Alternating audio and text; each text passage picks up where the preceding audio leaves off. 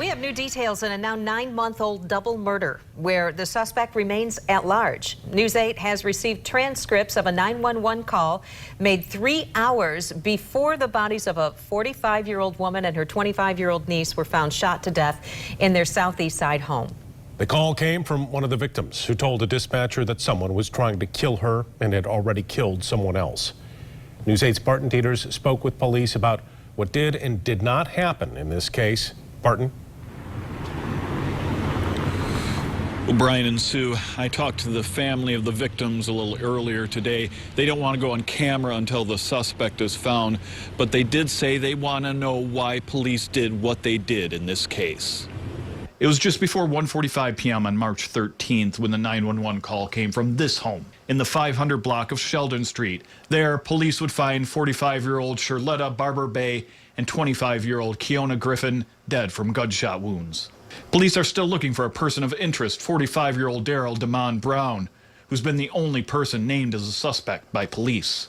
Grand Rapids Police Department has refused to release the audio recordings of a 911 call made at 10:29 a.m. on the day of the killing, 3 hours and 15 minutes before the call reporting the discovery of the bodies. But they did release a transcript of the call after a Freedom of Information Act request. In the transcript, the caller says she's at the address where the murders occurred and says this to the dispatcher: "Can you hurry up, please? I'm gonna die. He's trying to kill me. He's already killed my..." The transcript says the end of the sentence is unintelligible and identifies the caller as Keona Griffin. Seconds later, Keona says, quote, "Please hurry, help me, somebody help me, please hurry, help." The call came in from a cellular phone, not a landline, so we don't have we cannot immediately identify where that call is coming from. Grand Rapids Police Sergeant John Witkowski explained what happened as a result of that call. He says officers tried to call back the 911 caller and sent officers to the home where they knocked on the doors and looked in the windows. There was no indication of any foul play, no broken windows, no doors that were forced. Police say there was no evidence that there was anything that happened in the house, so they left the scene and wrote up a report.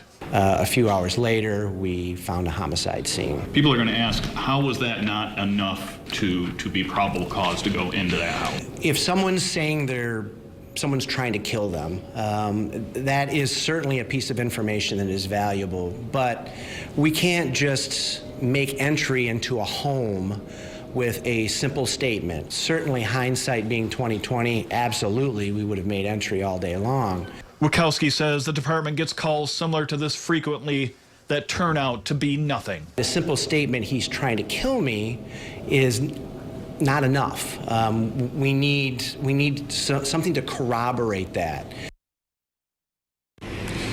Again, the families of the victims say they are not satisfied with the police reaction to these calls.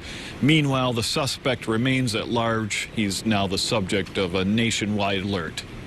Live in Grand Rapids, Barton Dieters, News 8.